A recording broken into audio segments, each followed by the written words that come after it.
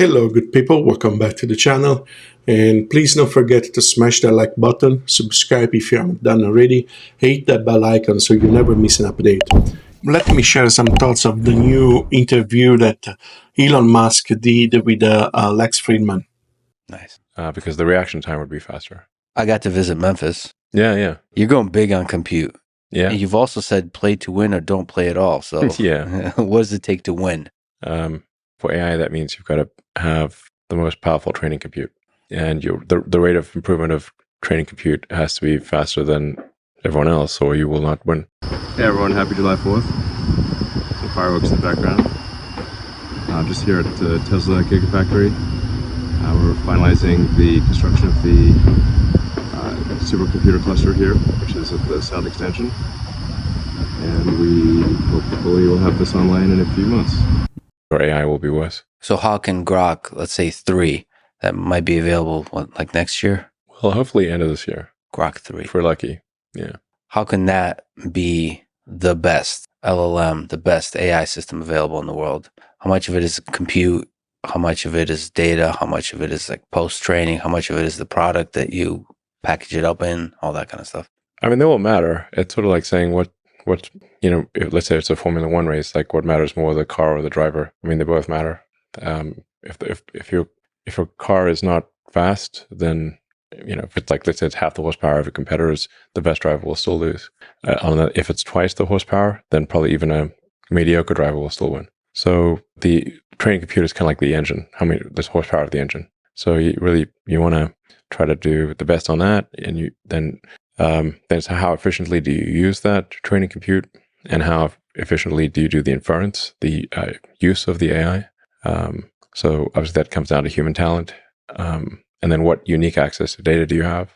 That's also plays a role. You think Twitter data will be useful? Yeah, I mean, I think most of the leading AI companies have already scraped all the Twitter data. Not I think they have. So on a go forward basis, what's useful is the fact that it's up to the second. Yes. That's because it's hard for them to scrape in real time. So there's an immediacy advantage that Grok has already. I think with Tesla and the real time video coming from the several million cars, ultimately tens of millions of cars, with Optimus, there might be hundreds of millions of Optimus robots, maybe billions, learning a tremendous amount from the real world. That's the biggest source of data. I think ultimately is sort of Optimus. Optimus is going to be the biggest source of data because reality scales. Reality scales to the scale of reality.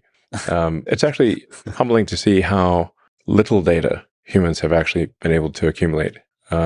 Really, if you say how many trillions of usable tokens have humans generated, where on a non-duplicative, like discounting spam and repetitive stuff, it's not a huge number.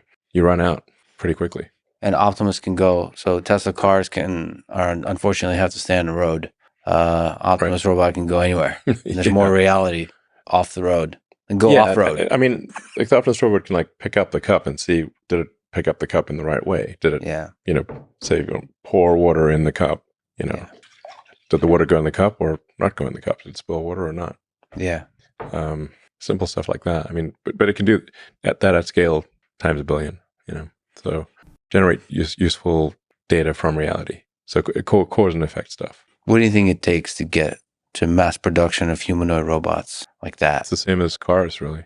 I mean, global capacity for vehicles is about 100 million a year, and it could be higher. It's just that the demand is on the order of 100 million a year, and then there's roughly 2 billion vehicles that are in use in some way. So, which makes sense. Like the life of a vehicle is about 20 years. So at steady state, you can have 100 million vehicles produced a year with a 2 billion vehicle fleet, roughly. Now for humanoid robots, the utility is much greater. So my guess is humanoid robots are more like at a billion plus per year. But, until you came along and started building Optimus, it was thought to be an extremely difficult problem. I mean, it's an extremely difficult problem. It's no walk in the park. I mean, Optimus currently would struggle to walk in the park. I mean, it can walk in a park. Park is not too difficult, but it will be able to walk over a wide range of terrain. Yeah, and pick up objects, Yeah. It can already do that. but like all kinds of objects. Yeah. All foreign objects. I mean, pouring water in a cup is not trivial, because then if you don't know anything about the container, it could be all kinds of containers. Yeah. There's going to be an immense amount of engineering just going into the hand. Yeah. The hand might be close to half of all the engineering in Optimus. From an electromechanical standpoint, the hand is probably roughly half of the engineering. But so much of the intelligence of humans goes into what we do with our hands. Yeah. Like the manipulation of the world, manipulation of objects in the world, intelligent, safe manipulation of objects in the world. Yeah. Yeah. I mean, you start really thinking about your hand and how it works. I do all the time. The sensory and control homunculus is we have like humongous hands. Yeah. So, I mean, like your hands, the actuators, the muscles of your hand are almost overwhelmingly in your forearm. Mm-hmm. So your forearm has the muscles that actually control your hand. There's a few small muscles in the hand itself, but your hand is really like a skeleton meat puppet, and with cables so the muscles that control your fingers are in your forearm, and they go through the carpal tunnel, which is that you've got a little collection of bones and a tiny tunnel that these cables, the tendons, go through, and those tendons are mostly what move your hands. And something like those tendons has to be re-engineered into the Optimus in order to do all that kind of stuff. Yeah, so like the current Optimus, we tried putting the actuators in the hand itself, but then you sort of end up having these like giant hands. Yeah, giant hands that look weird. Yeah, and then they don't actually have enough degrees of freedom or enough strength. Mm-hmm. So then you realize, okay, that's why you got to put the actuators in the forearm, and just like a human, you got to run cables through a narrow tunnel to operate the fingers. And then there's also a reason for not having all the fingers the same length. So it wouldn't be expensive from an energy or evolutionary standpoint to have all your fingers be the same length. So why not they're the same length? Yeah, why not? Because it's actually better to have different lengths. Your dexterity is better if you've got fingers of different length. There are more things you can do, and your dexterity is actually better if your fingers are of different length. Like there's a reason we've got a little finger. Like why not have a little finger that's bigger? Yeah, because it allows you to do fine. It helps you with fine motor skills. This little finger helps. It does. If you lost your little finger, you'd have noticeably less dexterity. So as you're figuring out this problem, you have to also figure out a way to do it so you can mass manufacture it. So it's to be as simple as possible. It's actually going to be quite complicated. The as possible part is it's quite a high bar. If you want to have a humanoid robot that can do things that a human can do, it's a very high bar. So our new arm has 22 degrees of freedom instead of 11, and has the actuators in the forearm. And these all the actuators are designed from scratch. From physics first principles. The sensors are all designed from scratch, and we'll continue to put a tremendous amount of engineering effort into improving the hand. Like the hand, by hand I mean like the entire forearm from elbow forward is really the hand. So that's incredibly difficult engineering, actually. And so the simplest possible version of a humanoid robot that can do even most, perhaps not all, of what a human can do is actually still very complicated. It's not simple. It's very difficult. Can you just speak to what it takes for a great engineering team? For you, what I saw in Memphis, the supercomputer cluster, is just this intense drive towards simplifying the process, understanding the process, constantly improving it, constantly iterating it. Well, it's easy to say simplify it, and it's very difficult to do it. I have this very basic first principles algorithm that I run kind of as like a mantra, which is to first question the requirements, make the requirements less dumb. The requirements are always dumb to some degree. So if you want to start off by reducing the number of requirements, and no matter how smart the person is who gave you those requirements, they're still dumb to some degree. If you have to start there, because otherwise you could get the perfect answer to the wrong question. So try to make the question the least wrong possible. That's what question the requirements means. And then the second thing is try to delete whatever the step is, the part or the process step. Sounds very obvious, but people often forget to try deleting it entirely.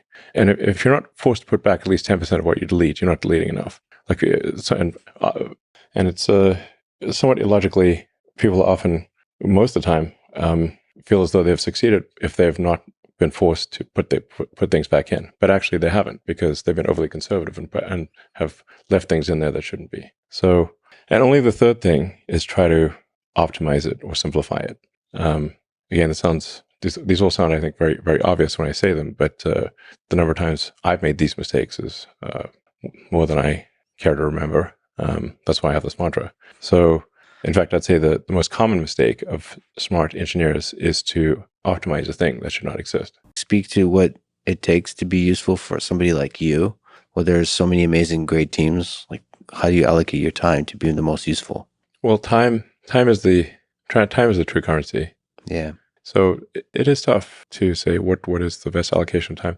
I mean, there are, often say, if you look at, say, Tesla, Tesla this year will do over 100 billion in revenue.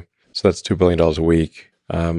If I make slightly better decisions, I can affect the outcome by $1 billion. So then, I try to do the best decisions I can. And on balance, at least compared to the competition, pretty good decisions. But the marginal value of a better decision can easily be, in the course of an hour, $100 million. Given that, how do you take risks? How do you do the algorithm that you mentioned?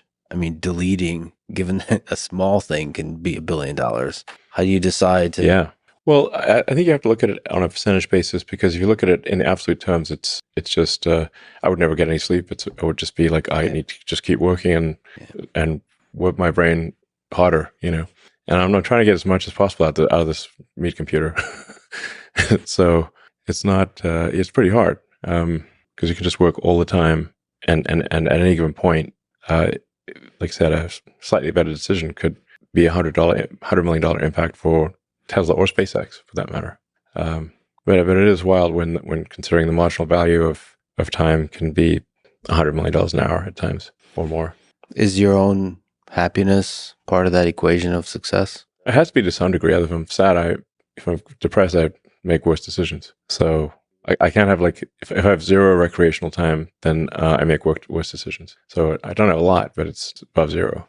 I mean, my motivation, if I've got a religion of any kind, is a religion of curiosity. And please don't forget to smash that like button, subscribe if you haven't done already, hit that bell icon so you never miss an update.